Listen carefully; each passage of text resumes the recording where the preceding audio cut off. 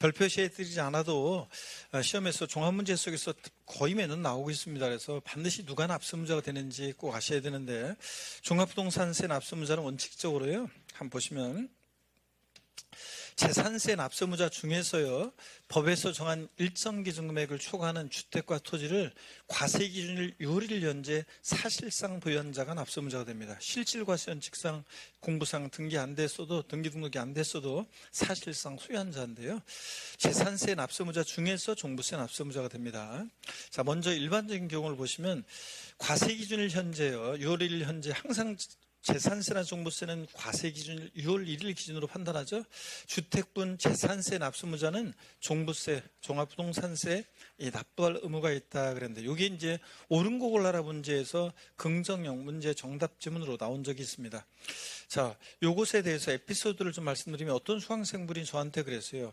자, 저보고요, 요 지문을 바꾸래요. 왜 바꾸라고 그랬냐면, 이 말은 재산세 납세무자가 모두 종합부동산세 납세무자가 될 수 있다는 그런 식으로 오해할 수 있기 때문에 이 지문을 저보고 바꾸라고 이렇게 한 수험생이 있었는데, 여러분 이거 종부세법 법조문인데 대통령도 못 바꾸는 법조문을 내가 무슨 수로 바꾸냐, 이렇게 에피소드를 얘기했는데, 그 해에 바로 그 수험생 때문에 다른 분들이 좀 더 이걸 경각심을 갖고 볼 수 있었죠. 그래서 옳은 거 골라라 문제에서 이게 정답 지문으로 나왔습니다.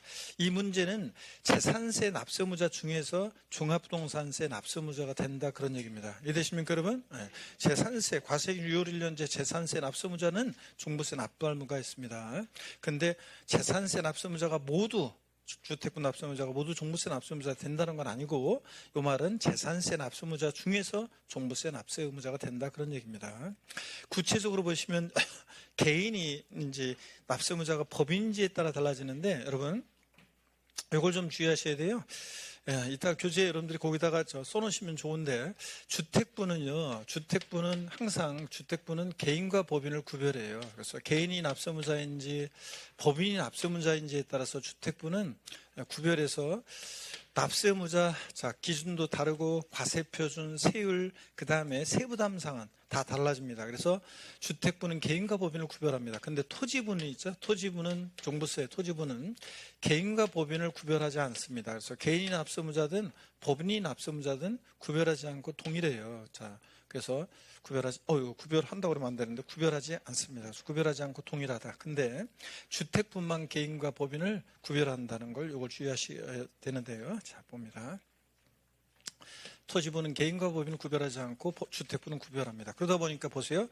주택분 종부세 납세무자예요. 개인이 납세무자일 때 납세무자별로 공시가격 합계액이요, 다주택자는 얼마냐? 9억 원을 초과하는 자가 납세무자입니다. 딱 9억 원이면 납세무자가 되지 않습니다. 9억 초과해야 되고, 단 1세대 1주택자는 공시가격으로 12억 원을 어떻게 해야 돼? 초과하는 자가 납세무자가 됩니다.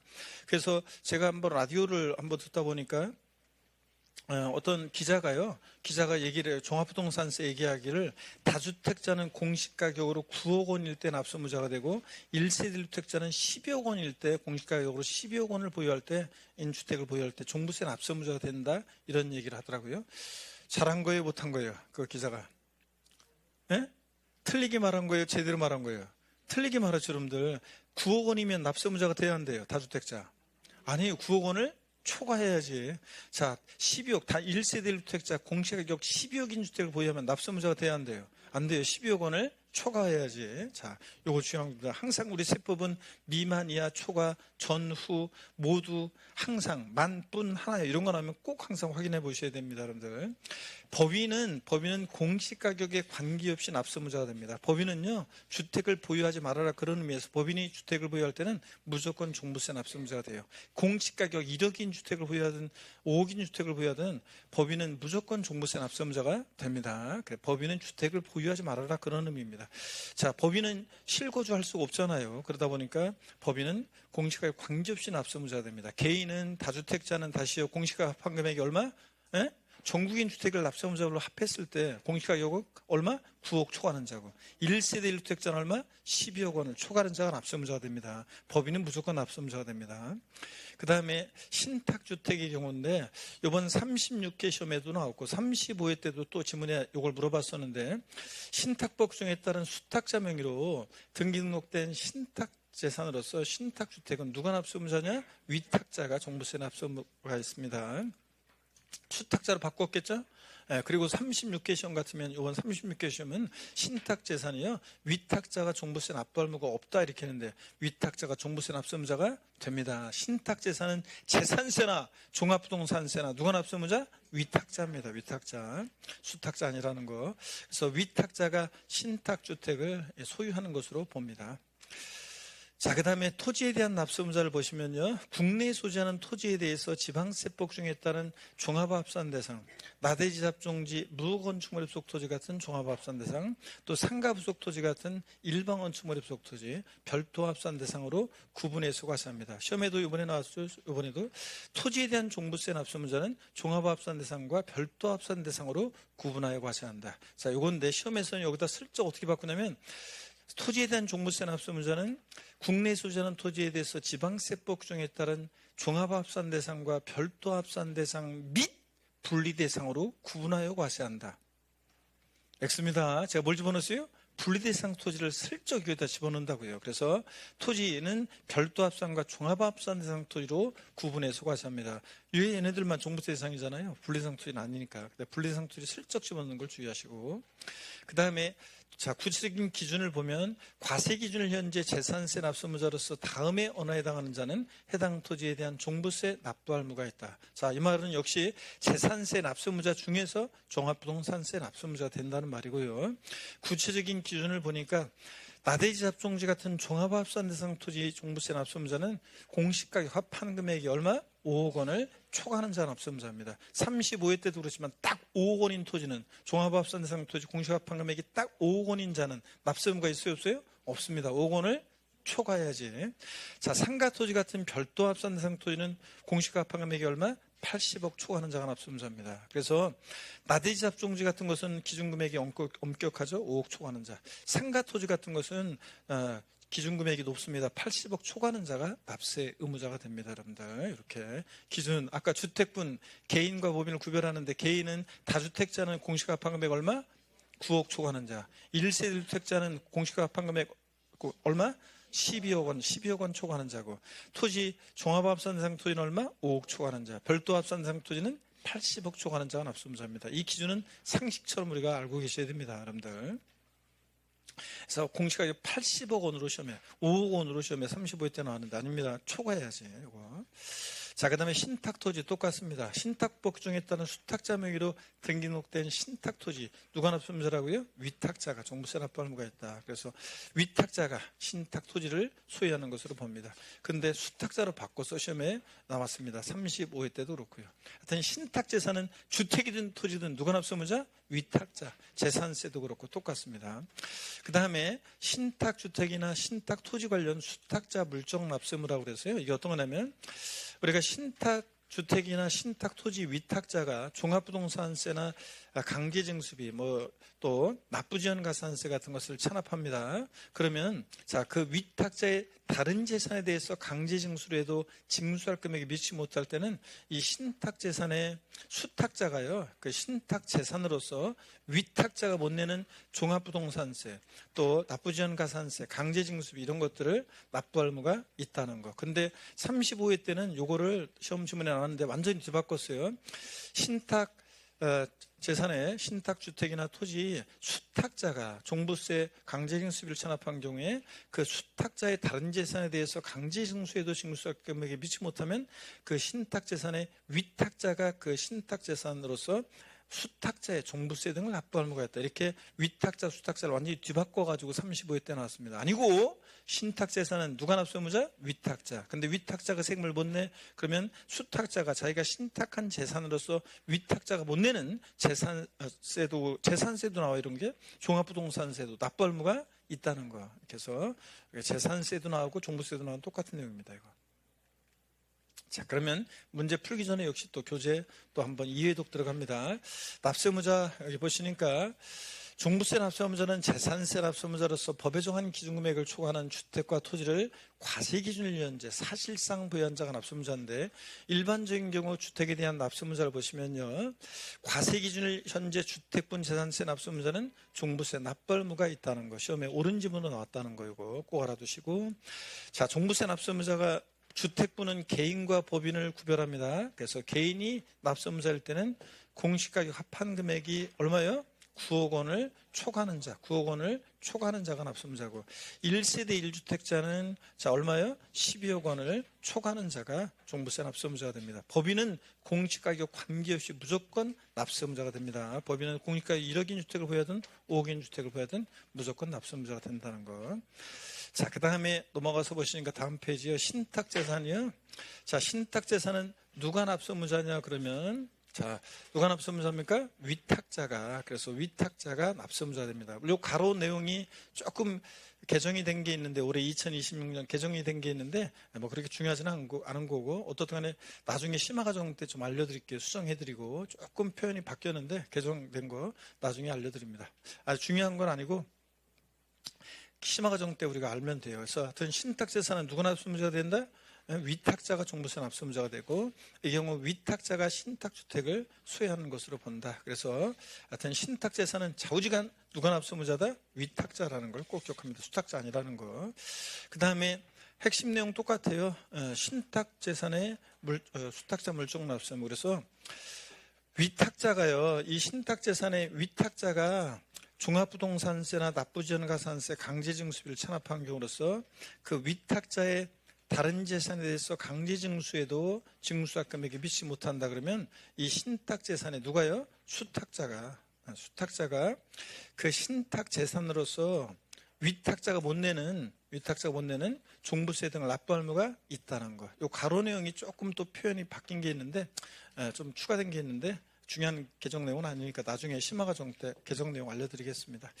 자, 어떻든 간에 이렇게 해서요. 자, 신탁재산, 수탁자가, 그러니까 위탁자가 세금을 못 내면 수탁자가 신탁재산으로서 위탁자가 못 내는 세금을 납부할 의무가 있는데, 이런 것들은 다 신탁 설정일 이후에, 재산세도 그렇고 종부세도 그렇고 당연히 신탁 설정일 이후에 이제 법정기일이 도래하는 종부세로서 신탁재산과 관련한 에서 발생한 것일 것, 이런 것들이요. 그래서 요거 신탁 설정일 이후인데 이전으로 하면 당연히 틀리겠죠? 이후라는 거. 36개 시험 출제자는 이 전후 요걸 바꿔가지고 시험 2문제나 그렇게 냈는데 치사하게 진짜. 당연히 상식적으로 생각해보세요. 신탁 설정일 이후에 법정기일이 도래하는 그런 것에 대해서 수탁자가 책임을 지는 거지, 신탁하기 전에, 신탁 설정하기 전에 세금, 위탁자의 세금까지 수탁자가 책임을 지는 것은 아닙니다, 여러분들. 그래서 신탁 설정일 이후에 법정기일이 도래하는 종부세 같은 이런 것들에 책임이 있다는 거, 수탁자가. 그래서 물론 이제 수탁자 개인 재산이 아니라 자기가 신탁한 재산으로서 종부세 납부할 의무가 있다, 그런 얘기입니다. 신탁 설정일 이후에 이렇게 체크해놓고 지나갑니다, 여러분들. 그 다음에 토지에 대한 납세의무자를 봅니다. 토지는 역시 토지에 대한 납세의무자. 자, 일반적인 경우 토지에 대한 종부세는 국내에 소지하는 토지에 대해서 여기 봅니다. 여기 토지에 대한 종부세는 국내에 소지하는 토지에 대해서 지방세법 중에 따른 종합합산 대상과 별도 합산 대상으로 구분하여 과세한다. 근데 여기다가 슬쩍 뭘 집어넣는다고요? 분리대상 토지를 슬쩍 집어넣으면 틀리다는 거. 그 다음에 과세기준일 현재 토지분 재산세 납세의무자로서 다음에 해당하는 자가 이제 종부세 납부 의무가 있게 되는데, 먼저 종합합산 대상 토지 같으면 공시가격 합한 금액이 얼마 초과하는 자, 여러분들? 5억 원 초과하는 자. 나대지 잡종지 같은 거라 기준금액이 엄격합니다. 5억 원 초과하는 자. 그 다음에 별도 합산 대상 토지 같으면 별도 합산은 대상 토지는 공시가격 합한 금액이 얼마 초과하는 자? 80억 초과하는 자가 납세 의무자가 된다는 거. 요거. 자, 이렇게 다 기준금액은 상처럼 알고 계셔야 되고, 신탁 토지 똑같습니다. 이거 똑같아요. 위탁자가 만약에 세금을 못 낼 때, 자 보세요. 위탁자가, 신탁재산은 위탁자가 종부세 납부 의무가 있는데, 이 경우 위탁자가 신탁재산을 소유하는 것으로 본다. 요 가로 내용이 이제, 지역주택조합 같은 요 가로 내용이 조금 요게 이제 가로 내용이 개정된 건데 어떻든 간에 하여튼 지금은 요거는 신경 쓰지 마시고 주택이든 토지든 신탁 재산은 누가 납세무자? 위탁자가 납세무자라는 거. 요거만 여러분 일단 기억하고 갑니다. 개정 내용 가로 내용은 추가된 거 개정된 것은 나중에 알려드릴게요. 그 다음에 신탁 토지 관련은 수탁자 물적 납세는 똑같습니다. 주택하고 똑같아요. 만약에 신탁토지 위탁자가 종합부동산세나 납부정가산세, 강제징수비 등을 체납한 경우로서 위탁자의 다른 재산에 대해서 강제징수에도 징수합금에 이르지 못한다 그러면 신탁토지 수탁자가 신탁재산으로서 위탁자가 못 내는 종합부동산세 등을 납부할 의무가 있다는 거. 그리고 똑같아요. 이것은 수탁자가 신탁 설정일 이후에 이제 법정기일이 도래하는 종부세로서 해당 신탁토지와 관련해서 발생한 것. 자, 이것만 책임지는 거지 신탁 설정하기 이전까지 수탁자가 책임을 지는 것은 아니고요, 여러분들. 이런 것들 한번 봅니다. 자, 이렇게 해서 이 정도 보시고 이제 과세표준과 세율입니다. 줄 똑같이 그셨습니까, 여러분? 그러면 이제 과세표준과 세율. 여기가 이제 좀 시험 문제가 어렵게 나오고 깊게 나오면 여기서부터 이제 좀 깊게 나오고 어렵게 나오는 건데요. 어떤 건지 한번 보도록 하겠습니다. 시험에 거의 매년 나오고 있죠, 지금? 그래서 어떤 건지 이것도 화면을 통해서 한번 보겠습니다. 자, 그리고 보기 전에 문제를 풀어보겠습니다. 핵심 코 줄지의 상집은 함께 문제를 풀어보겠습니다. 과세기준 현재 주택분 재산세 납세무자는 종부세 납부할 의무가 있다. 언제 X인지 결심하시고 하나, 둘, 셋. 그렇습니다. 제가 아까 그 수강생 에피소드 얘기 드렸어요. 이거 저보고 바꾸라고 그랬잖아요. 이 말은 재산세 납세무자가 모두 종부세 납세무자가 된다고 오해할 수 있기 때문에 바꾸라고 했는데 법조문을 내가 어떻게 바꿔? 과세기준 현재 주택분 재산세 납세무자는 종부세 납부할 의무가 있습니다. 이 말은 재산세 납세무자 중에서 종합부동산세 납세무자가 된다는 말 맞습니다. 그 다음에 신탁법 중에 따른 수탁자 명의로 등기된 신탁주택의 경우 그 위탁자는 종합부동산세 납부할 의무가 없다. 자, 36회 시험 지문에 나왔던 건데 이번 36회 시험 지난 36회 시험 지문 언제 X인지요? 하나, 둘, 셋. 그렇습니다. 자, 신탁법에 따른 수탁자 명의로 등기된 신탁재산 누가 납세무자입니까, 여러분? 위탁자입니다. 그 위탁자는 종부세 납부할 의무가 없다? 틀렸습니다. 위탁자가 종부세 납부할 의무가 있습니다, 여러분들. 신탁재산은 재산세나 종부세나 다 위탁자가 납세무자입니다. 자, 그리고 이제 과세표준 및 세율 여기로 갑니다. 자, 우리 과세표준과 세율 여기서 이제 세금 계산 어떻게 할 것이냐 여기서 어렵게 문제가 나온다고 그랬죠. 그래서 잘 여러분들이 보셔야 되겠습니다. 먼저요 계속 설명을 드려볼게요. 교재 여러분들이 196페이지 설명을 드립니다. 고개를 드시고 목 운동 한번 하고 스트레칭 한번 하고 봅니다. 목 운동부터 하나, 둘, 셋, 네, 반대로 하나, 둘, 셋, 네. 허리도 여러분요 좌로 우로 돌립니다. 자, 기지개도 화끈하게 제낍니다. 어깨도 돌리시고. 좋습니다.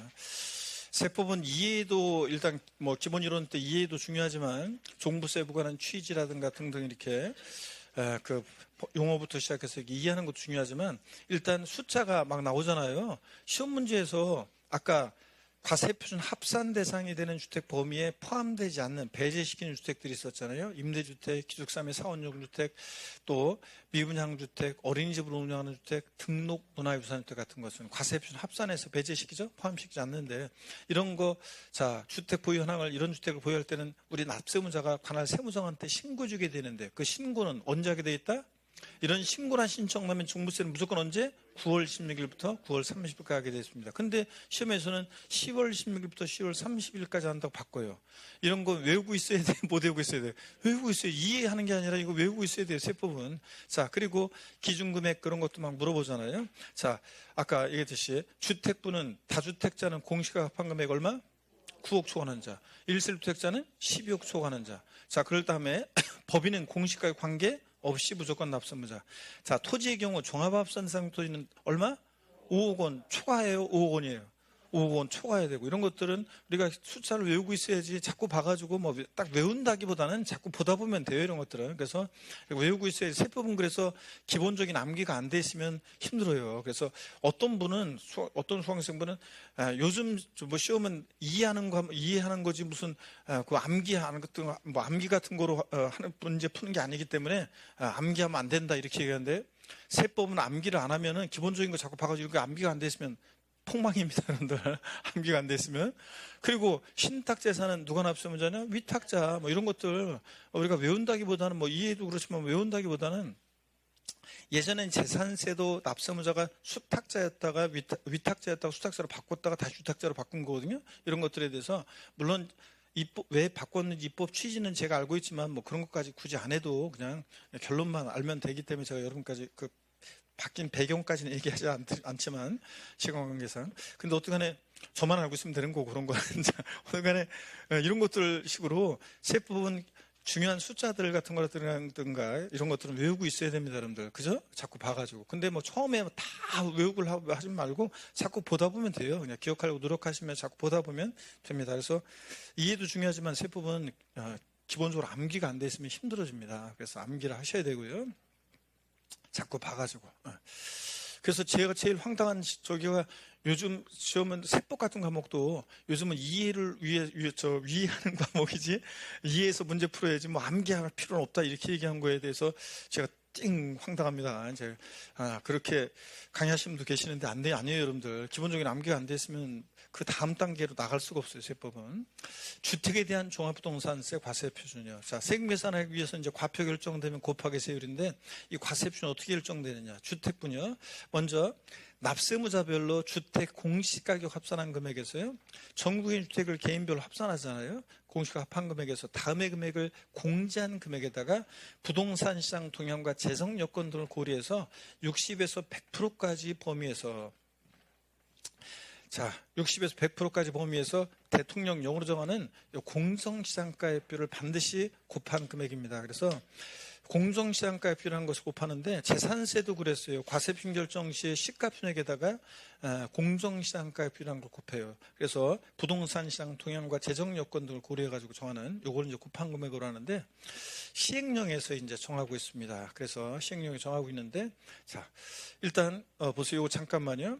시험에서 종부세 주택분 과세표준이요. 공시가합한 금액에서 일정 금액을 공제한 금액으로 한다 그러면 틀리고 반드시 공정시장가를 곱하게 되는데 다만 그 금액이 0보다 작으면 0으로 본다. 소수 말에는 계산하지 않겠다는 거고요.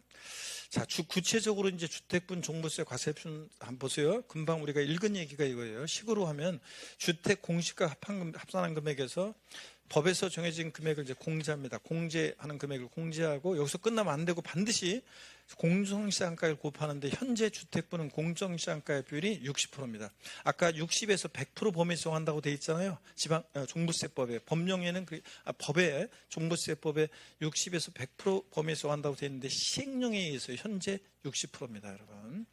그 다음에 공제되는 금액, 공시가합한 금액에서 얼마를 공제하느냐? 1세대 1주택자는 12억 원을 공제하고, 자, 법인 같으면 공제되는 금액이 없습니다. 빵원이고, 그 다음에 나머지요, 다주택이라든가, 자, 나머지 주택은 얼마요?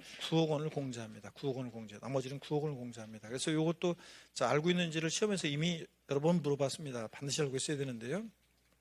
그럼 이게 어떤 건지 사례로 한번 제가 설명을 드려볼게요, 여러분들. 사례로 한번 보겠습니다. 자, 예를 들어서 이런 거예요. 만약에 갑이란 사람이 있고 을이 있습니다. 1세대원이 있어요. 이렇게 1세대원이 있는데 자, 갑소유 주택이 공시가격으로 만약에 공시가격으로 10억인 주택입니다. 공시가격으로.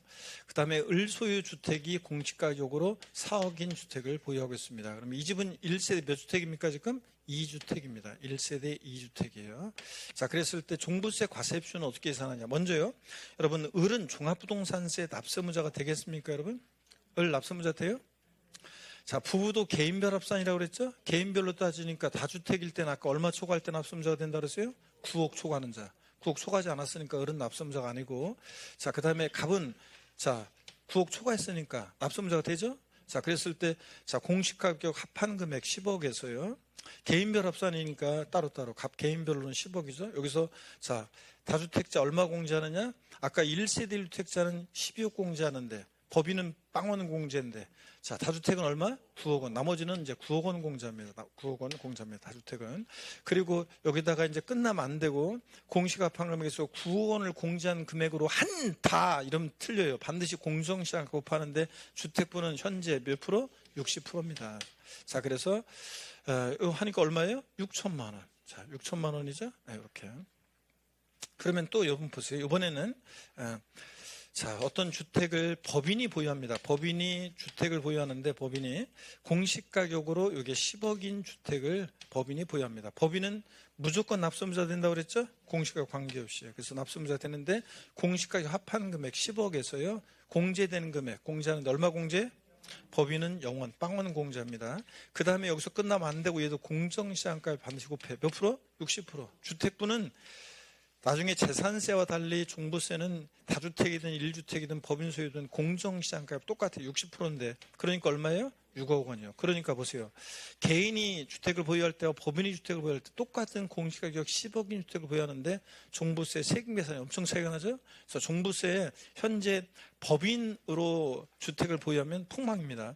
예전에 한때 법인으로 이렇게 개인보다는 법인으로 만약에 보유를 하면 나중에 팔 때 양도소득세 절세에 좀 유리한 게 있었거든요. 다주택과 관련해서 이제 세금을 절세할 수 있었기 때문에 법인 소유로 이렇게 주택을 보유하는 경우가 예전에 한때 유행했던 적이 있었어요. 근데 지금은 만약에 법인으로 주택을 보유하면 폭망해요. 법인으로 보유하면 종부세 부담이 엄청납니다. 그래서 종부세 때문에 폭탄을 맞는다. 법인 소유 주택은. 자, 그래서 법인은 이렇게 공시가판금액에서 0원 공제하고 공정시가액 비율 60% 곱해서 과세 비중 구합니다.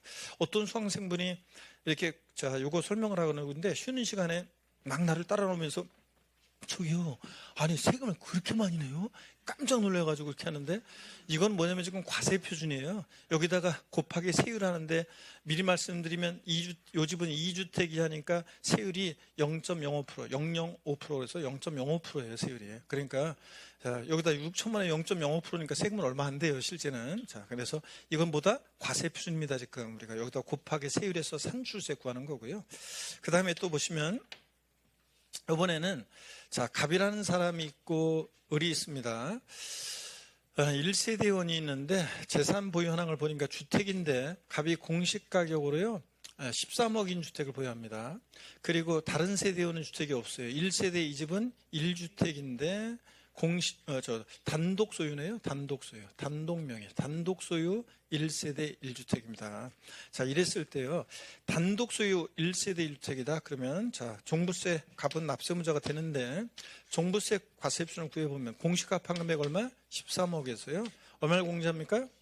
1세대 1주택자는 12억 원을 공제해요. 그리고 여기서 끝나면 안 되고 공정시장가액 60% 곱합니다. 그러니까 얼마?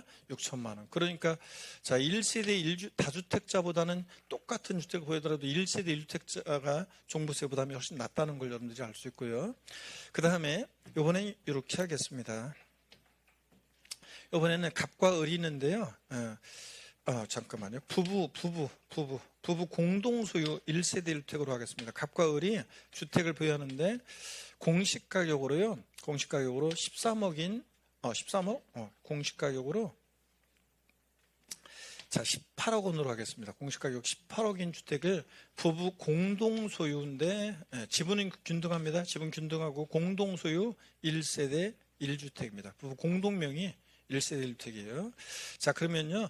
부부도요. 여러분 보세요. 부부도 종부세 계산은 각각 개인별 합산입니다. 개인별로 해요. 그러니까 지분이 균등하다고 했으니까 얼마씩 공유하고 있어요? 9억씩 공유하고 있습니다. 9억씩 공유해. 그러면 각각 계산해서 각각 납세의무자가 되는데 한 사람만 계산하면 결론 똑같아요. 그러면 을에 대해서 한번 계산해 볼게요. 공시가판 금액에서 다주택이라든가 아까 단독 소유 1세대 1주택만 12억 공제죠. 공동 소유 1세대 1주택이면요. 이거는 공시가판 금액에서 얼마 공제하냐면 9억 공제예요. 자, 여러분. 그러니까 단독 소유 1세대 1주택일 때 12억 공제고, 좀 이따 나오지만 둘 중에 한 사람을 납세의무자로 정해서 1주택자 신고하는 경우는 단독 소유와 똑같이 계산하는데, 일반적인 공동 소유 1세대 1주택은요, 자, 9억을 공제합니다. 공식 각각 계산하고 각각 납세의무자가 되는데, 공식 합항금에서 9억 공제. 그러면 얼마예요? 빵원. 여기다가 60% 하면 뭐예요? 빵. 그러니까 값도 똑같아요. 그러니까 알겠네. 갑과 을 둘 다 종부세 납세의무자가 되지 않습니다. 그러니까 알겠네. 부부 공동 소유 1세대 1주택은 실질적으로 종부세 얼마까지 종부세가 과세되지 않느냐? 18억. 공시가격 18억까지 종부세가 과세되지 않습니다.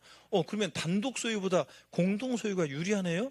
원칙적으로 현재 일단 일정 가격까지는 공동 소유 1세대 1주택이 유리해요, 여러분. 그래서 물론 이제 초고가 100억 막 이렇게 100억짜리 주택 있잖아요. 연예인들 막 100억짜리 주택을 현금 전액으로 현금 50억, 100억 이런 100억짜리를 누구는 200억짜리를 갖다가 상가를 사는데 200억짜리 상가 사는데 전액 현금으로 200억을 사는 연예인도 있더라고 보니까 이거 참 그런 뉴스를 볼 때마다 힘이 쪽 빠지는 것이 이거 진짜 이거 그죠? 현금 2억, 20억도 엄청난 건데 200억을 갖다가 현금으로 그냥 건물을 사버리니 이거 대출 하나도 없이 사는 사람도 있고 그런데 대출도 없이 그냥 현금으로 사는 전액 진짜 그냥 근데 여러분 보세요. 그런 초고가가 아닌다 하면은 일반적으로 보통은 부부 공동소유 1세대 1주택이 현 세법 체계에서 유리합니다. 그래서 지금 사실은 그러다 보니까 똘똘한 한 채 이런 게 왜 그러냐면 계속 종합부동산세 같은 보유세도 그렇고 양도세도 그렇고 이게 1세대 1주택자가 유리하게 돼 있어요. 이렇게 뭐든지. 그러다 보니까 이제 똘똘한 한 채로 이렇게 지금 부동산 시장이 이렇게 되는데 자, 지방 그 주택 경기 활성화를 위해서는 저희들 같으면은 공인중개사 저희 배출하는 저희들 입장에서는 전국적으로 거래가 잘 되고 그래야지 좋거든요. 그래서 공인중개사들이 전국적으로 돈을 잘 벌어야지 좋기 때문에 제 개인적 입장에서는 똘똘한 한 채만 이렇게 우대할 게 아니라 가격에 따라서 매겨가지고 지방 같은데 다주택이어도 3주택, 4주택이어도 서울에 50억, 100억짜리 주택 하나 갖고 있는 사람보다 세금을 다주택자가 더 많이 내거든요. 그러니까 그러지 않게 하기 위한 그런 식으로 하는 게 좋은데 어떻게 간에 모르겠습니다. 하여튼 자 보세요. 부부 공동소 1세대 주택이 무조건 유리하냐?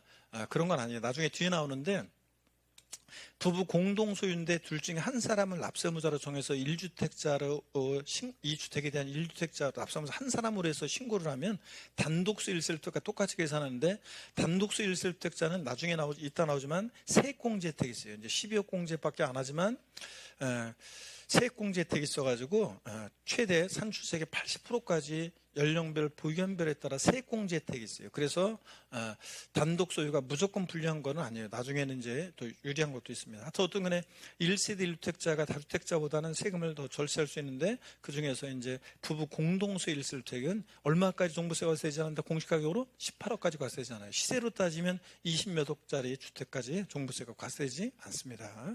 자, 이런 얘기예요. 요거 이해하셨습니까, 여러분?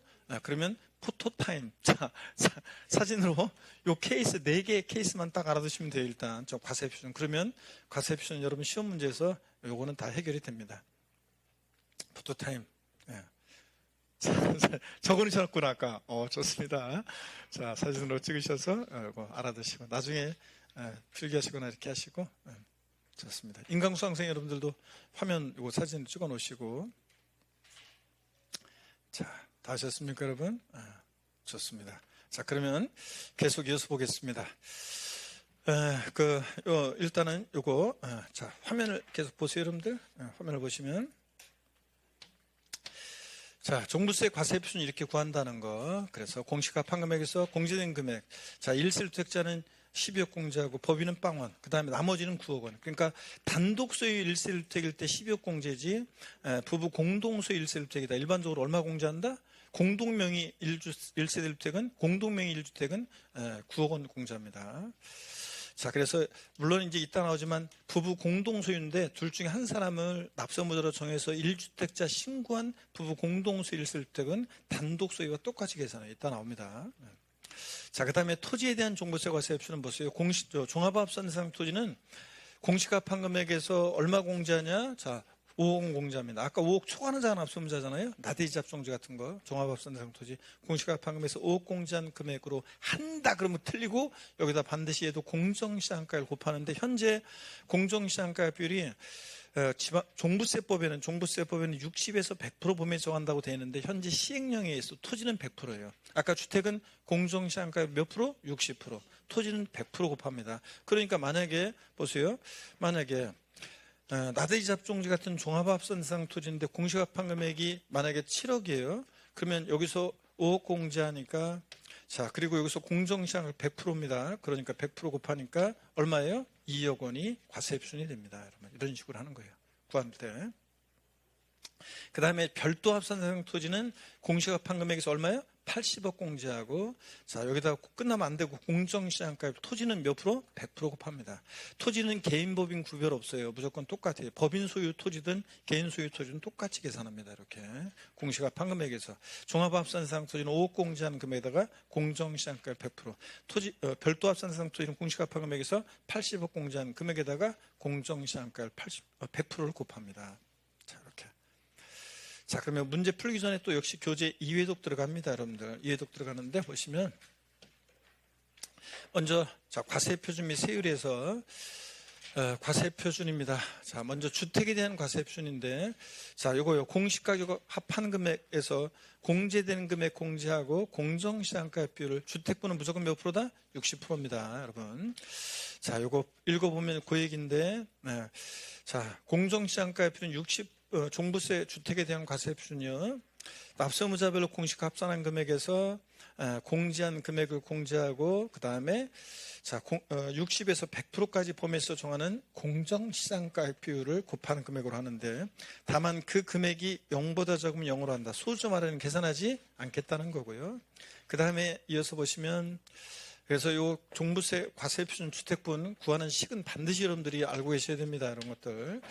자, 1세대 1주택자는 얼마 공제한다고요? 12억 공제고, 법인 또는 법인으로 보는 단체는 얼마? 빵원 공제, 0원 공제고, 그 다음에 나머지는 얼마요? 9억 원을 공제합니다. 주택분. 그래서 공제된 금액, 기준금액은 상식처럼 여러분이 알고 계셔야 되겠습니다. 그 다음에 이제 1세대 1주택과 관련한 여러 가지 내용들이 나오는데, 1세 1주택자는 여러 가지 혜택도 있고 그렇잖아요. 근데 1세 1주택자 관련한 여러 가지 내용이 나오는데, 요거 심화 과정에서 우리 자세히 제가 설명을 드릴게요. 주택이 두 채인데도요, 1세 1주택자로 봐가지고 혜택을 주는, 공시가판 금액에서 10억 공제하고 이렇게 혜택을 주는 경우가 있어요. 주택이 두 채인데도 혜택을 주는 경우가 있습니다. 그래서 이런 얘기들 우리 심화 과정에서 자세히 제가 다음 과정에서 알려드릴게요. 주택 있었는데 하나 주택을 상속받아서 2주택이 된 경우라든가, 일식 2주택이라든가 지방 저가주택이라든가 뭐 이런 등등의 경우는 주택이 두 채인데도 1세 1주택자로 보는 경우도 있고 등등. 그런데 그럴 때 그 관련한 얘기들 나중에 제가 심화 과정 때 자세히 알려드릴게요. 이런 것들 일단 넘어갑니다. 가장 기본적인 것만 오늘 일단 틀을 잡고 갑니다. 거기다 이제 살 붙이는 거예요. 토지, 종합합산 대상 토지는, 자, 식을 바라보세요. 공시가판 금액에서 얼마 공제한다? 5억 공제하고 공정시장가를 몇 프로? 100% 곱합니다. 별도 합산 대상 토지 똑같아요. 자, 계산한 식은 숫자만 다르지. 별도 합산 대상 토지는 역시 공시가판 금액에서 80억 공제한 금액에다가 공정시장가를 몇 프로? 100% 곱합니다. 토지. 개인 법인 구별 없이요. 토지는 이렇게 해놓습니다. 그리고 이제 세율 및 세액인데, 자, 여기를 봅니다. 세율 및 세액에서, 자, 문제, 자, 세율 및 세액 들어가기 전에 문제 풀어보겠습니다. 핵심 콕 출제 예상 지문. 함께 문제를 풀어볼까요, 여러분? 좋습니다. 단독 소유 1세대 1주택자는 공시가격, 주택의 공시가격을 합산한 금액에서 12억 원을 공제한 금액에 공정시장가의 비율로 곱한 금액을 과세 표준으로 한다. 언제 X인지? 아니, 누가 먼저 얘기하라고 그랬어요? 싸움 날라고. 자, 좀 이따가 얘기하세요. 하나, 둘, 셋. 그렇습니다. 공시가판 금액, 주택, 단독 소유 1세대 1주택자는 공시가판 금액에서 12억 공제하고 공정시장가 몇 프로입니까? 60% 곱합니다. 맞았고요. 바로 세율로 넘어갔네요. 자, 종부세, 세율 및 세액 계산인데 먼저 세율에 관한 걸 봅니다. 오늘은 세율을 못 해도 괜찮아요. 아직까지는. 그래도 어떻게 돼 있는지를 잘 좀 보고 까먹어도 괜찮으니까 한번 봅니다. 먼저 주택분 종부세 세율은요, 주택 수에 따라 달라지는데 먼저 한번 보세요. 개인 소유일 때요. 개인 소유일 때. 자, 주택은 항상 여러분 제가 그랬죠. 아까 주택은 개인과 법인을 구별한다고 그랬습니다. 그죠? 개인과 법인이 구별돼요. 개인이 납세문자할 때와 법인이 납세문자할 때가 다른데 주택분은 개인이 납세문자할 때 주택 수에 따라 종부세 세율이 달라지는데 자, 2주택 이하다. 그러면 2주택 이하는 빵5 0.5에서 2.7%까지 빵5 27 과표관이 6단계로 되어 있어요. 6단계 초과세율이고 3주택 이상은 빵5 0.5에서 5%까지 빵5 자, 6단계 초과세율입니다. 자, 여러분 이런 구체적인 것까지 다 외울 필요는 없고 여러분들이 이렇게 최저와 최고 세율만 일단 기억합니다. 자, 그래서 개인 소유일 때 2주택 이하다 빵5 제가 외우는 대로 외우세요. 빵5 27 빵5 27 6단계 초과세율이고 빵5 27 3주택 이상이면 빵5 6단계 초과세율이고 자, 그래서 개인 소유일 때는 초과 누진세율이 적용돼요. 과표 커지면서 세율이 높아지고 일정 금액을 초과하는 부분에 대해서는 해당되는 누진세를 적용하는 초과세율인데 법인 소유일 때는 비례세율이 적용돼요. 법인 소유는 2주택 이하는 2.7% 비례세율, 3주택 이상이면 5% 비례세율. 이렇게 이번 36개 시험에서도 지문 한 줄 요거 세율, 종부세 세율이 지문 한 줄 나왔는데 정답점은 아니었고요. 자, 그래서 2주택 이하일 때 법인 소유는 초과 누진세율의 최고세율이 적용돼요. 빵527에서 얘는 법인은 2.7% 비례세율. 3주택 이상이면 빵5에서 5% 비례세율이에요. 초과세율의 최고세율이 적용됩니다. 그래서 법인은 이렇게 비례세율이 적용되기 때문에 개인 소유보다는 세율도 불리한 거예요. 자, 누진세율은 과표 커지면서 세율이 이렇게 달라지는데 얘는 무조건 과표 크기와 상관없이 세율이 2.7%잖아요. 법인은 1억이든 10억이든 그냥 과세표준이 금액 상관없이 무조건 2.7%. 3주택 이상이면 5% 이렇게 비례세율이 적용됩니다. 자, 개인 소유주택 다시 보세요. 2주택 이하는 빵527 제가 6단계라고 그랬죠 아까? 아이고 간만에 해가 바뀌면서 하다 보니까 7단계 초과세율입니다. 자, 7단계 초과세율이고 3주택 이상이면 빵5 7단계 초과세율이고 그래서 2주택 이하일 때는 빵5 27 7단계 초과세율이고요. 이렇게 7단계로. 그래서 외워두시면 좋아요. 개인 소유일 때 2주택 이하는 빵527 까먹더라도 계속 하려고 저처럼 입에서 툭툭 튀어나오게 빵527 3주택 이상이면 빵5 7단계 초과세율입니다. 이렇게. 근데 납세문자가 법인 또는 법인을 보는 단체일 때는 비례세율이 적용됩니다. 과표 크기와 상관없이 세율이 일정한 비례세율이에요. 근데 초과세율을 적용한다고 속여요. 법인은 비례세율인데 자, 무조건 아니고 법인이나 단체 중에서도 사회적 기업이나 종중, 공공주택 사업자라든가 등등 딱 여론이 봤을 때 퍼블릭한 냄새가 나면 그런 법인이나 단체 소유 주택은 비례세율이 아니라 보다 초과 누진세를 적용하는 법인이나 단체 소유 주택이 있어요. 사회적 기업, 사회적 협동기업, 종중, 공공주택 사업자, 주택조합 등등 딱 봤을 때 여러분들이 뭔가 퍼블릭하다, 공공의 그런 법인이나 단체는 비례세율이 아니라 보다 초과 누진세율이 적용되는 법이나 단체도 있다는 거, 예외가 있다는 거. 엄청 많지만 여러분이 다 기억할 수는 없고 그런 게 있다는 거 한번 보시고 2주택 이하일 때 법인 소유는 1,000분의 27, 즉 2.7% 비례세율이고 3주택 이상이면 1,000분의 50, 즉 5% 비례세율이 적용됩니다. 자, 법인이나 단체 소유는 비례세율이라는 거. 이렇게 빵527, 빵5 개인 소유. 법인 소유는 2.7% 비례세율, 3주택 이상이면 5% 비례세율. 눈에 익혀둡니다, 자꾸.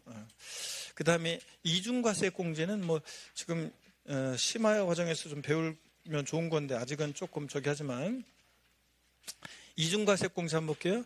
주택분 과세표준 금액에 대한 주택분 재산세 부가세액 공제 그래가지고 이게 어떤 거냐면 주택분 과세표준 금액에 대해서 해당 대상 주택의 주택분 재산세로 부과된 세액은 주택분 종부세액에서 어떻게 한다? 공제합니다. 아까 이중과세를 피하기 위해서 여러분요. 이중과세 피하기 위해서 우리 아까 이런 거 했었는데 여러분. 이중과세를 피하기 위해서 종부세 부과 기준에 부과된 재산세 공제한다는 거. 예? 갑이라는 사람이 아까 했잖아요. A 부동산, B 부동산이 있는데 만약에 이게 서울특별시 강남구에 있고 그 다음에 비부동산은 경기도 안양시에 있다 그러면 아까 했는데요. 뭐냐면 먼저요. 재산 보유세는 어떻게 부과되냐면 먼저 강남구청장이 A부동산에 대해서 재산세를 부과하고 안양시장이 B부동산에 대해서 재산세를 이렇게 부과합니다. 1차적으로. 근데 합쳐봤더니 법에서 정해진 일정 기준 금액을 초과 보유할 때 초과하는 부분에 대해서 종부세가 종합부동산세가 2차적으로 부과돼요. 근데 지금 현재 종부세 부과 기준에 뭐가 부과되어 있어요 지금? 재산세가 부과되어 있잖아요. 그래서 이중과세를 피하기 위해서 종부세 부과 기준에 부과되어 있는 재산세 공제한다고 그랬잖아요. 그래서 현재 우리 재산 보유세는 이렇게 재산세 일정 가격까지는 재산세를 일정 가격을 넘는 부분은 종합부동산세로 과세되도록 재산 보유세가 이원화되어 있다 그랬잖아요. 아까. 그죠? 그래서 여기 금방 이거예요. 이중과세를 피하기 위해서 종부세 부과 기준에 부과된 재산세를 공제한다는 얘기입니다. 이해되십니까 여러분? 이 얘기고. 그러면 자 보세요. 이거예요. 그 얘기고. 그럴 때 재산세를 공제할 때 종부세 부과 기준에 부과된 재산세를 공제할 때 재산세가 표준세율의 50% 범위 내에서 가감 조정할 수 있는데 가감 조정된 세율이 적용됐다 그러면 그 세율이 적용된 재산세를 공제하고 세부 담상을 적용받았다 재산세가 그러면 상한을 적용받은 재산세를 공제합니다. 공제되는 재산세 공제할 때. 근데 시험에서 이거 몇 번 나왔습니다. 4번, 5번 나왔나요?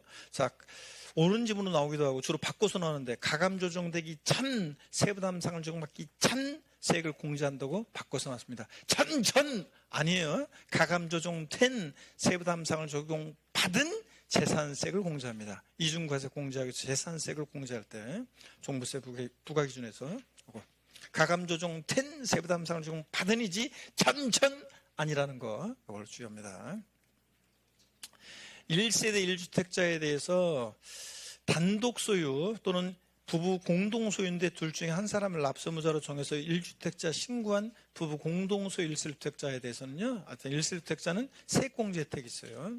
자, 연령별과 보유기한별로 세액공제 혜택이 있는데 시험 출제하는 사람에 따라서는 고령자 세액공제라고도 하고 장기 보유기간별 공제라고도 하고 출제하는 사람에 따라서는 표현은 좀씩 다르지만 하여튼 1세대 1주택자에 대해서만 주는 혜택이에요. 2주택자, 다주택자 안 돼요. 이런 세액공제 혜택 못 받아요. 토지부는 이런 세액공제 혜택 없어요. 1세대 1주택자만. 그것도 단독 소유 1세대 1주택이거나 또는 부부 공동 소유는 원칙적으로 안 되는데 부부 공동 소유 중에서 한 사람을 납세무자로 정해서 1주택자 신고했을 때만 이제 이 연령별 보유기한별로 세액공제 혜택이 있습니다. 아직은 숫자 못 외우더라도 숫자를 이걸 시험에서 물어봤는데 못 외우더라도 한번 보세요.